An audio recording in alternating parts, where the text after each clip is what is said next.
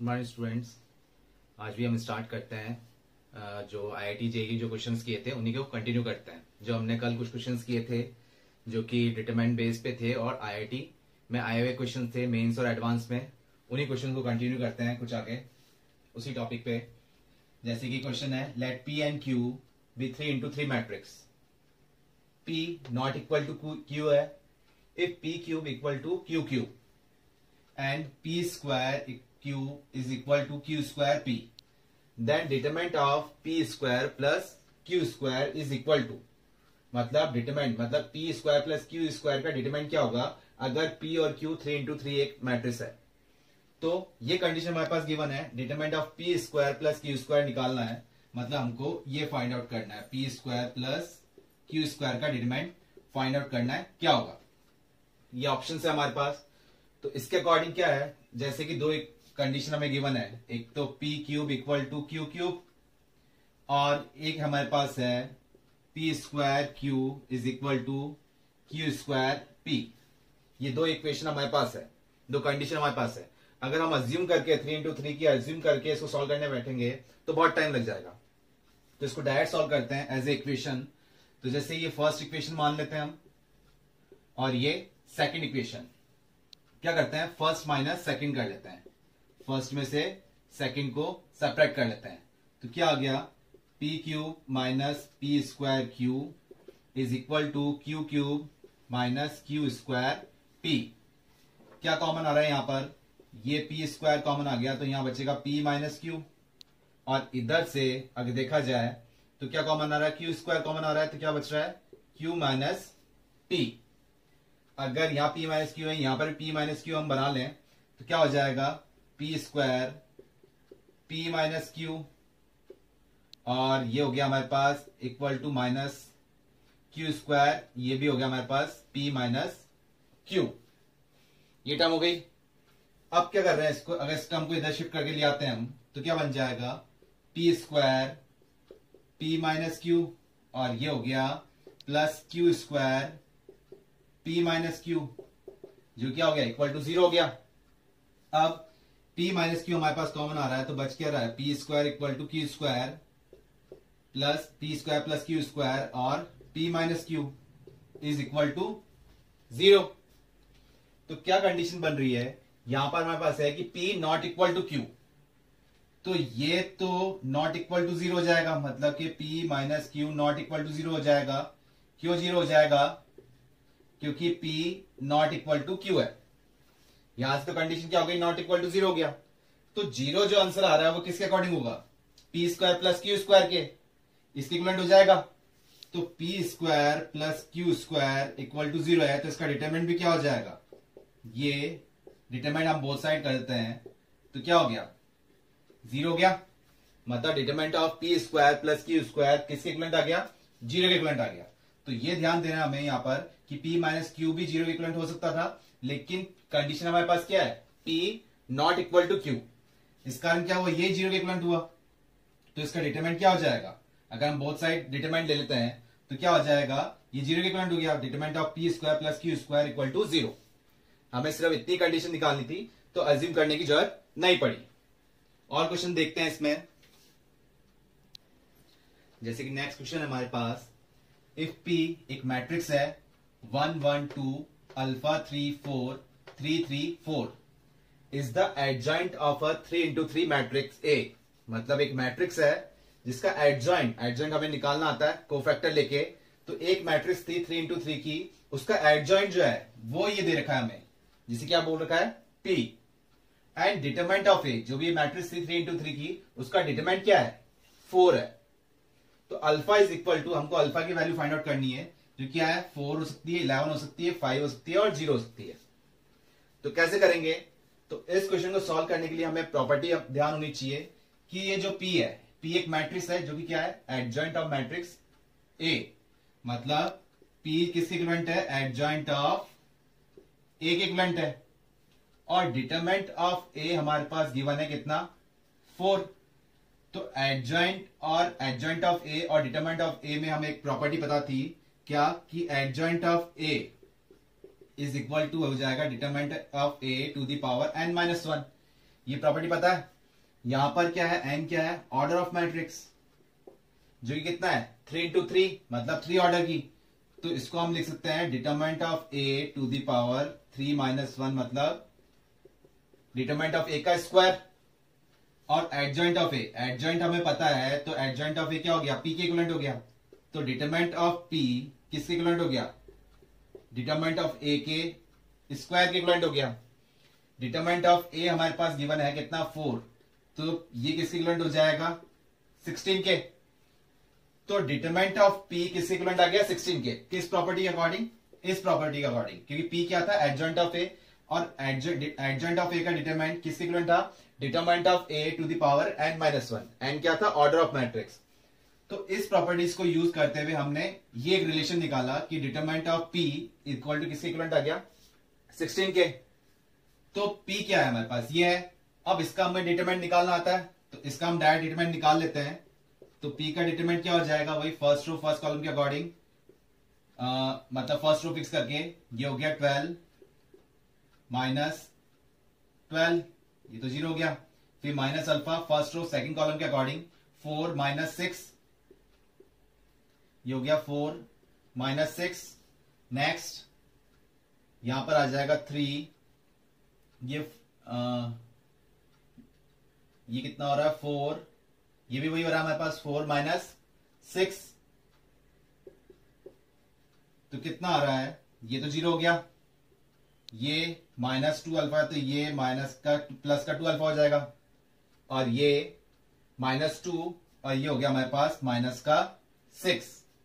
यहां से कंडीशन आ गई, ये हमारे पास आ गया था 2 और ये माइनस का 6 और इक्वल टू किसके हैं 16 के। यहां पर 16 के इक्वलेंट हो गया। तो अब 2 अल्फा इक्वल टू 22, तो अल्फा की वैल्यू क्या आ गई 11 आ गई। इससे क्या कंडीशन आई हमारे पास, अल्फा की वैल्यू क्या आ गई 11 आई। किस रिलेशन के अकॉर्डिंग, इस रिलेशन के अकॉर्डिंग, जहां से हमारा निकालना क्या हो गया, अल्फा इजिली कैलकुलेट हो गया। और करते हैं इसमें क्वेश्चन। अब जैसे कि नेक्स्ट क्वेश्चन हमारे पास है, if alpha comma beta not equal to 0, मतलब अल्फा और बीटा की वैल्यू 0 इक्वलेंट नहीं है, और एक फंक्शन दे रखा है fn फॉर्म में, fn equal to alpha to the power n plus beta to the power n, और एक डिटरमिनेंट फॉर्म क्या है हमारे पास 3 1 plus f1 1 plus f2 1 plus f1 1 plus f2 1 plus f3, ऐसे थर्ड कॉलम है 1 plus f2 1 plus f3 1 plus f4। ये determinant किसके इक्वलेंट है, is equal to k times of 1 minus alpha का होल स्क्वायर 1 माइनस बीटा का whole square into alpha minus beta का whole square. ये condition मतलब इस डिटरमिनेंट की वैल्यू इसके इक्वलेंट है, और यहां से हमको k की वैल्यू आप फाइंड आउट करनी है कि then k is equal to किसके इक्वलेंट है, कि a ऑप्शन तो 1 है -1 alpha beta and 1 by alpha beta. तो क्या कंडीशन है कि इस डिटरमिनेंट को इसके इक्वलेंट ये तो दे रखा है हमारे पास, और k की वैल्यू हमें फाइंड आउट करनी है। क्या रिलेशन यूज लेना है, फंक्शन की हेल्प लेनी है। तो कैसे करें, ये फंक्शन की वैल्यूज जैसे f1 f2 f3 f4 की वैल्यू निकाल के हमको डिटरमिनेंट में पुट करना पड़ेगा और डिटरमिनेंट को सॉल्व करना पड़ेगा। तो क्या कर रहे हैं, जैसे कि fn हमारे पास है alpha to the power n plus beta to the power n, तो यहां से मैं f1 की वैल्यू निकाल सकता हूं क्या, अल्फा प्लस बीटा, और f2 की वैल्यू क्या हो जाएगी, f2 की वैल्यू हो जाएगी alpha square plus beta square.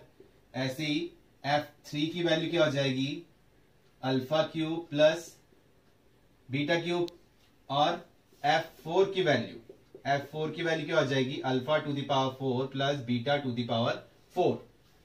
ये सब वैल्यूज हम इस डिटरमिनेंट फॉर्म में पुट करते हैं। तो डिटरमिनेंट क्या बन के आ रहा है कि 3 ये हो जाएगा 1 प्लस अल्फा प्लस बीटा, ये हो जाएगा 1 plus alpha square plus beta square. Next ये है 1 plus alpha plus beta, f2 के अकॉर्डिंग ये हो जाएगा 1 plus alpha square plus beta square. Next है 1 plus alpha cube plus beta cube. फिर थर्ड कॉलम है 1 प्लस अल्फा 2, तो मतलब 1 प्लस ऑफ f2, तो 1 plus alpha square plus beta square. फिर 1 प्लस f3 है तो ये क्या हो जाएगा 1 plus alpha cube plus beta cube. फिर 1 प्लस F4 है तो ये हो गया 1 plus alpha to the power 4 plus beta to the power 4। ये एक डिटरमाइंड फॉर्म बन गई जो कि इसके इक्विवेलेंट है। ठीक है, इसको हम नहीं लिख रहे हैं, मेन चीज तो इसी को सॉल्व करना पड़ेगा, ये तो ऑलरेडी इक्विवेलेंट फॉर्म में है, तो के की वैल्यू फाइंड करनी है, मतलब सॉल्व तो इसको करना पड़ेगा। तो कैसे ये कर रहे हैं, तो अब ये इतना लेंथी टर्म है, तो इसका अगर हम डायरेक्ट डिटरमाइंड निकालते हैं तो बहुत लेंथी पड़ जाएगा और टिपिकल भी रहेगा। तो प्रॉपर्टीज की हेल्प लेंगे, तो प्रॉपर्टीज में भी अगर हम रो वाइज ऐड करते हैं तो कोई हेल्प मिल नहीं रही है, और कॉलम वाइज भी ऐड करते हैं, सेपरेट करते हैं तो भी कोई हेल्प मिल नहीं रही है। तो क्या करें, जैसे ये सब 3-3 फॉर्म में दे रखे हैं, मतलब 1 2 3 1 2 3 सब 3 टर्म्स में है, ये 3 है, तो इसको अपन क्या करते हैं, इसको भी 3 टर्म्स में लिख लेते हैं, 1 प्लस 1 प्लस 1। इससे क्या हेल्प मिल रही है अपन को कि इस वाली फॉर्म को अगर हमने एक प्रॉपर्टी की थी क्या कि प्रोडक्ट ऑफ 2 डिटरमिनेंट्स, तो इस डिटरमिनेंट फॉर्म को 2 डिटरमिनेंट फॉर्म में ब्रेक कर देते हैं और उनको प्रोडक्ट फॉर्म में कर देते हैं। तो क्या करें, इस टाइप से करना है कि इनका प्रोडक्ट जब उन 2 डिटरमिनेंट का प्रोडक्ट करें तो वापस ये डिटरमिनेंट फॉर्म बननी चाहिए। तो क्या हो जाएगा, क्या लिखते हैं इसको, जैसे 1 1 1, तो इसका मतलब अगर हम रो वाइज करते हैं तो ये तो आ गया 1 1 1, और ये किससे मल्टीप्लाई, रो वाइज ही मल्टीप्लाई कर रहे हैं, तो सेकंड डिटरमिनेंट भी हम ले लेते हैं 1 1 1। ठीक है, फिर ये हो गया 1 1 1, फिर फर्स्ट रो किससे हो रहा है, सेकंड कॉलम से होगा, मतलब ये फर्स्ट रो सेकंड कॉलम से होगा, मतलब फर्स्ट रो जब फर्स्ट रो से हो गया जब तो आगे कितना 1 प्लस 1 प्लस 1। अब फर्स्ट रो सेकंड कॉलम से होगा तो ये नंबर आएगा, तो 1 अल्फा बीटा, मतलब 1 इंटू 1 आना चाहिए यहां पर। फिर ये आ गया अल्फा, तो अल्फा कैसे आएगा, 1 इंटू यहां आना चाहिए अल्फा, और ये फिर बीटा है और यहां 1 है तो 1 इंटू बीटा, यहां होना चाहिए बीटा। हम क्या कर रहे हैं, रो वाइज रो, मतलब किसको मल्टीप्लाई कर रहे हैं, रो इंटू रो का मल्टीप्लीकेशन कर रहे हैं डिटरमिनेंट फॉर्म में। अब सेकंड जो है 1 प्लस अल्फा प्लस बीटा का स्क्वायर, तो 1 इंटू थर्ड रो में क्या आना चाहिए, 1 ही आना चाहिए, जब यहां 1 आएगा। नेक्स्ट है अल्फा स्क्वायर, तो 1 किससे मल्टीप्लाई होना चाहिए, अल्फा स्क्वायर से होना चाहिए, तभी जगह अल्फा स्क्वायर आएगा। फिर बीटा स्क्वायर कैसे आ रहा है कि यहां 1 किससे मल्टीप्लाई होना चाहिए, बीटा स्क्वायर से होना चाहिए, तभी जगह क्या आएगा, बीटा स्क्वायर आएगा। तो सेकंड तो हमारी बन गई determinant form. First determinant form क्या होगी कि अब ये आ रहा है 1 अल्फा बीटा, मतलब ये पहला नंबर जो मल्टीप्लाई होगा तो मल्टीप्लाई होकर क्या आना चाहिए, 1 आना चाहिए, और यहां क्या आ रहा है 1 है तो ये आ गया 1। सेकंड नंबर क्या आना चाहिए, अल्फा, जबकि यहां क्या है 1, तो अल्फा यहां होना चाहिए, जब ये अल्फा 1 से मल्टीप्लाई होगा, ये हो गया अल्फा।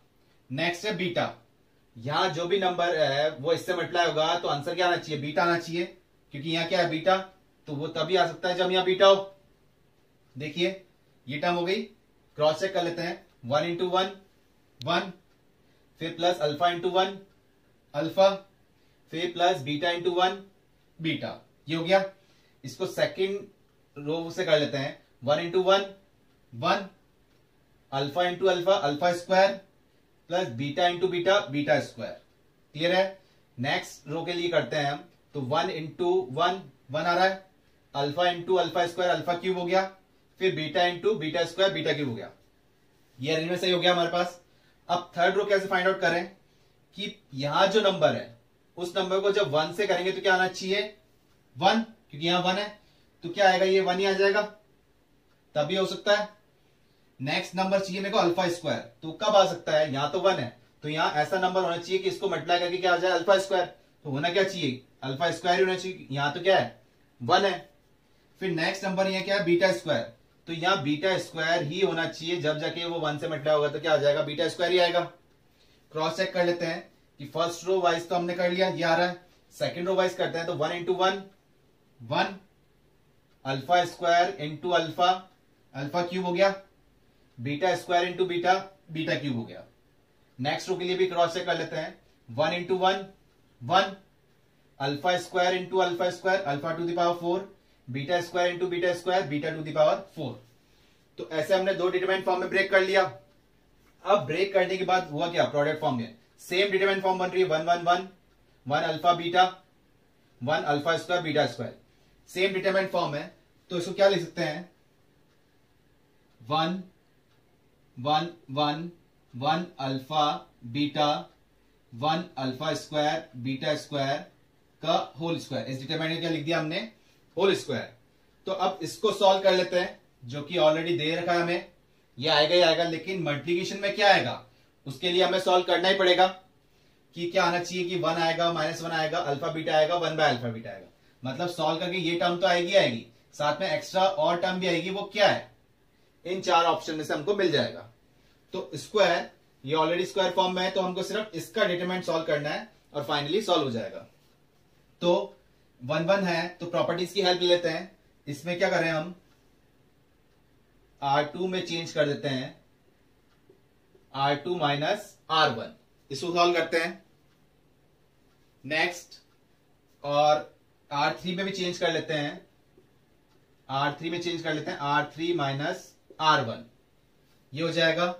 तो फर्स्ट जो है, फर्स्ट रो तो मैंने एस्टीज लिख दी, सेकेंड रो 1 -1 0, अल्फा -1 हो जाएगा, ये बीटा -1 हो जाएगा। थर्ड में 1 -1 ये 0 हो गया, ये अल्फा स्क्वायर -1 हो जाएगा, और ये बीटा स्क्वायर -1 हो गया। ये डिटरमिनेंट फॉर्म आ गई, और होल स्क्वायर तो है ही, इसको तो अपन ने चेंज ही नहीं किया। अब क्या करते हैं, इसको सिंप्लीफाई करते हैं, और यहां से देखा जाए तो ये 0 0 तो है ही, ये फॉर्म भी है हमारे पास। अभी यहां से इसमें अल्फा -1 कॉमन नहीं आ रहा है, क्यों, क्योंकि यहां अल्फा -1 है, और यहां पर भी अल्फा -1 और अल्फा +1 है, लेकिन यहां क्या है, रो वाइज कॉमन नहीं ले पाएंगे और कॉलम वाइज भी कॉमन नहीं ले पाएंगे। अब इसमें और क्या करें, इसको सेपरेट कर लेते हैं, जो कि हम यहां करते हैं। अब आगे इसको इस स्टेप के आगे सॉल्व करते हैं। अब इसमें क्या कर लेते हैं, C2 में चेंज कर देते हैं C2 माइनस C1, और C3 में भी चेंज कर लेते हैं C3 माइनस C1। ठीक है, तो first column as it is है 1 0 0। सेकेंड कॉलम में क्या कर रहे हैं, इसमें से माइनस कर रहे हैं फर्स्ट वाली को, तो ये 1 -1 0 हो जाएगा, ये एज इट इज आ जाएगा अल्फा -1, और ये हो जाएगा as it is alpha square -1। ऐसे ही थर्ड कॉलम के लिए कर रहे हैं, जब फर्स्ट माइनस कर रहे हैं तो 1 -1 0, ये आ जाएगा बीटा -1, और ये हो जाएगा बीटा स्क्वायर -1। ठीक है, अब इसके आगे और इजी हम कर सकते हैं क्या, कि इसके आगे हम सॉल्व कर सकते हैं कि taking out alpha -1 from C1 और बीटा -1 फ्रॉम C2, और होल स्क्वायर तो चल ही रहा है। ठीक है, होल स्क्वायर है, तो ये टर्म आई क्या वैसे बाहर, वही अल्फा -1 का होल स्क्वायर हो जाएगा। अगर आता है बाहर कि अल्फा -1 होल स्क्वायर दोनों टर्म के अकॉर्डिंग है, तो हम इसको लिख देते हैं अल्फा, यहां पर करते हैं अल्फा -1, और ये हो जाएगा स्क्वायर बीटा -1 का स्क्वायर। ये डिटरमिनेंट फॉर्म में क्या रह गया, 1 0 0, ये है 0 1, ये अल्फा +1 रह जाएगा, क्योंकि a + b a - b के अकॉर्डिंग फॉर्म हो गई। ये 0, ये 1, ये हो जाएगा बीटा +1। अब आप इसको और सॉल्व कर सकते हैं, लेकिन आप डायरेक्ट डिटरमिनेंट फॉर्म निकाल लीजिए। इसके लिए क्या आ जाएगा, अब एक्सपेंड, या करते हैं एक्सपेंड अलोंग R1, तो ये तो ऑलरेडी आ गया हमारे पास अल्फा -1 का स्क्वायर बीटा -1 का स्क्वायर। इसको एक्सपेंड कर रहे हैं तो सिर्फ इन 4 टर्म का मल्टीप्लिकेशन करना पड़ेगा, क्यों कि बाकी टर्म क्या है, 0 में आ रही है। तो क्या आ जाएगा, बीटा +1 माइनस अल्फा -1। ठीक है, और ये होल स्क्वायर फॉर्म में जाएगा, क्योंकि डिटरमिनेंट क्या है, स्क्वायरिंग फॉर्म में। तो ये कट गया, तो क्या रह गया, बीटा माइनस अल्फा का स्क्वायर। और क्वेश्चन में हमारे पास क्या था, कि हमको क्या प्रूव करना था कि के, ये हमारे पास, इसको सिंप्लीफाई कर लेते हैं, ये हमारे पास क्या बन जाएगा, 1 माइनस, इसको हम लिख सकते हैं माइनस साइन कॉमन लेंगे, तो क्या हो जाएगा 1 माइनस अल्फा का होल स्क्वायर, कोई दिक्कत नहीं है। इसको भी हम लिख सकते हैं 1 माइनस बीटा का होल स्क्वायर, और इसको भी हम लिख सकते हैं अल्फा माइनस बीटा का होल स्क्वायर। और कोई टर्म साथ में आ ही नहीं रहा है, तो हमारे पास जो ऑप्शन थे, एक तो क्या था 1 था, -1 था, अल्फा बीटा था, और एक क्या था 1 अपॉन अल्फा बीटा। तो ये टर्म हमको प्रूव करनी थी, साथ में क्या था के था। तो ये के इनके साथ मल्टीप्लिकेशन फॉर्म क्या आ रही है, ओनली 1। इस के की वैल्यू क्या होगी 1 होगी, तभी तो ये टर्म बन जाएगी सिर्फ। ये हमारा आंसर आया था। तो यहां से के की वैल्यू क्या आ गई 1, के की वैल्यू 1 पुट करेंगे और यही हमारा आंसर आया था। तो ये माइनस साइन कॉमन भी ले रहे हैं, तो हमारा 1 minus alpha square 1 minus beta का स्क्वायर अल्फा माइनस बीटा का होल स्क्वायर में से माइनस साइन कॉमन लेते हैं तो क्या रहेगा, कोई फर्क नहीं पड़ रहा उसमें। तो के की वैल्यू क्या आ गई 1 आ गई। अच्छा क्वेश्चन था, जेई में आया हुआ था अभी 2013 या ऐसे ही आया हुआ था इसमें। ठीक है, आगे और क्वेश्चन करते हैं इसमें। नेक्स्ट क्वेश्चन है हमारे पास, let p lambda to the power 4 plus q lambda to the power q plus r lambda square plus s lambda plus t is equal to, एक डिटरमिनेंट फॉर्म है हमारे पास, क्या लैम्डा फॉर्म में ही है, lambda cube plus 3 lambda, lambda plus 1, lambda minus 3, lambda minus 1 minus 2 lambda, lambda plus 4। Third column है lambda plus 3, lambda minus 4, 3 lambda. ये एक डिटरमिनेंट फॉर्म है जो कि क्या बता रखा है, be an identity in lambda where P Q R S and T are constant. P Q R S T सारी क्या है, कॉन्स्टेंट है। Then the value of T is, T की वैल्यू हमें फाइंड आउट करनी है इससे, कि एक रिलेशन है, ये इक्वेशन दे रखी है पॉलिनोमियल इक्वेशन जो कि 4th ऑर्डर की है, जिससे टी की वैल्यू हमें फाइंड आउट करनी है, जो कि इस डिटरमिनेंट फॉर्म से हमें निकलेगी। तो इस टाइप का क्वेश्चन जब भी आपके पास आए, या एक्स फॉर्म में हो या टी फॉर्म में हो या लैम्डा फॉर्म में हो, किसी भी फॉर्म में हो, ठीक है, तो आप किस टाइप से करेंगे, एक एक वैल्यू निकालते हुए जाएंगे यहां से हम। जैसे कि अब टी की वैल्यू निकालनी है, सबके साथ में क्या मल्टीप्लाई हो रहा है, लैम्डा मल्टीप्लाई में हो रहा है। तो यहां से हम टी की वैल्यू कैसे निकालेंगे, क्योंकि यहां कंडीशन क्या है कि ये फॉर्म जो दे रखी है क्या है, be an identity in lambda, मतलब लैम्डा की जो वैल्यू की, मतलब हर वैल्यूज की लैम्डा जो होगा वो सेटिस्फाई करेगा। क्या सेटिस्फाई करेगा, तो हम सब सेटिस्फाई कर रहा है, तो हमने क्या ले लिया, इजी फॉर्म के अकॉर्डिंग लैम्डा की वैल्यू क्या ले ली 0 ले ली। कि 1 2 3 लेते हैं तो ये इक्वेशन फॉर्म बनती भी जाएंगी, पी क्यू आर एस हमारे पास बनते जाएंगे। तो इक्वेशन फॉर्म बनाने से अच्छा है कि जब लैम्डा की वैल्यू 0 ले रहे हैं तो ये सारी टर्म क्या हो गई, हट जाएगी हमारे पास, सिर्फ टी रह जाएगा और यहां से भी कांस्टेंट आ जाएगा। क्योंकि जब आइडेंटिटी फंक्शन है तो ये सारे क्या देगा, हमको सेटिस्फाई करेगा, लैम्डा की हर एक वैल्यूज पे हमको सेटिस्फाई कराएगा। तो इजी क्या है, लैम्डा की वैल्यू 0 सब्स्टिट्यूट कर देंगे इस फॉर्म में। तो जब लैम्डा इक्वल टू 0 पुट किया तो यहां से ये सारे 0 हो गए, ये 0 हो गया, ये 0 हो गया, आर वाली फॉर्म भी 0 हो गई, एस वाली फॉर्म भी 0 हो गई। तो यहां से क्या बचेगा, टी बचेगा, इक्वल टू, यहां जब पुट कर रहे हैं तो ये क्या रह गया 0, यहां रह गया -1 और थर्ड कॉलम के अकॉर्डिंग ये रह गया 3, इसमें 1, ये 0 हो गया और ये -4, ये -3, ये 4 और ये 0। ये डिटरमिनेंट फॉर्म आ गई। अब इस डिटरमिनेंट को हम सॉल्व कर लेंगे तो हमारे टी की वैल्यू निकल जाएगी। तो इजिली हम सॉल्व कर सकते हैं, इसको एक्सपेंड कर सकते हैं। तो टी की वैल्यू कैसे निकल के आ रही है, 0 इंटू, ये तो करने की जरूरत पड़ी नहीं हमें, ठीक है। अब -1 के लिए आ गया +1, फर्स्ट रो सेकंड कॉलम के अकॉर्डिंग क्या आ जाएगा 1 इंटू 0, फिर ये आ गया हमारे पास -4 -3, मतलब कि ये आ जाएगा माइनस का 12। फिर जब 3 के लिए जब हम करेंगे तो कितना हो गया 4, ये टर्म आ रही है 3 इंटू ये हो गया 4 और ये 0 हो जाएगा। तो क्या टर्म बच रहा है, t इक्वल टू, यहां से तो बच रहा है -12 और ये हो गया प्लस का 12, कैंसिल आउट हो गया, क्या आंसर आना 0, ये कैंसिल आउट हो गए। तो यहां से t की वैल्यू क्या हो गई 0। तो ध्यान रखिएगा इस टाइप का क्वेश्चन जब भी आए तो आप ये x फॉर्म में हो चाहे t फॉर्म में हो चाहे x y किसी भी फॉर्म में हो, तो आप उस वेरिएबल की वैल्यूज पुट कर देना 0, उससे कांस्टेंट की वैल्यू निकल के आ जाएगी, डिटरमिनेंट इजिली सॉल्व हो जाएगा। आईआईटी में आया हुआ तो क्वेश्चन था एडवांस में, ध्यान रखिएगा। और क्वेश्चन करते हैं इसमें। नेक्स्ट क्वेश्चन है हमारे पास, a determinant is chosen at random from the set of all determinants of order 2, मतलब जितने भी नंबर ऑफ डिटरमिनेंट्स ले रहे हैं कौन से लेने हैं, ऑर्डर 2 के, मतलब 2 रोज 2 कॉलम्स वाले, विथ एलिमेंट 0 और 1। उनमें जो एंट्रीज होगी वो किसकी होगी, या तो 0 होगा या फिर 1 होगा। द प्रोबेबिलिटी भी आ गया इसके अंदर, the probability that the value of determinant chosen is positive, उस डिटरमिनेंट का आंसर क्या आना चाहिए, पॉजिटिव आना चाहिए। तो प्रोबेबिलिटी का फॉर्मूला कैसे करेंगे, प्रोबेबिलिटी का फॉर्मूला हमारे पास क्या है कि number of favourable cases upon total number of outcomes, total number of outcomes. तो ये प्रोबेबिलिटी के अकॉर्डिंग हमको फिल करना है कि टोटल नंबर ऑफ आउटकम्स कितना है और नंबर ऑफ फेवरेबल केसेस, जिस केस के लिए वो बारे में बोल रहा है वो फेवरेबल आउटकम्स हो गया हमारे पास। तो इस फॉर्मूले को फिल करना है किसके हेल्प से, डिटरमिनेंट फॉर्म में।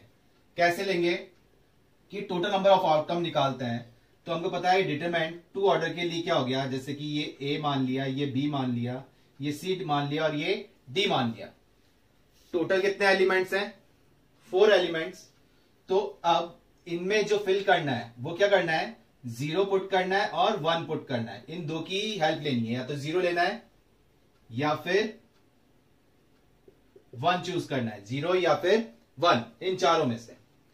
तो आपने 11th में एक टॉपिक भी किया था परम्यूटेशन कॉम्बिनेशन वाला, उसकी हेल्प से लेते हैं। जैसे या ए पोजीशन, मतलब ए की जगह मेरे पास लिखने के कितने ऑप्शन है, या तो 0 लिख सकता हूं, ए को फिल करने के लिए कितने ऑप्शन है, 0 या फिर 1, 2 ऑप्शन है, ठीक है।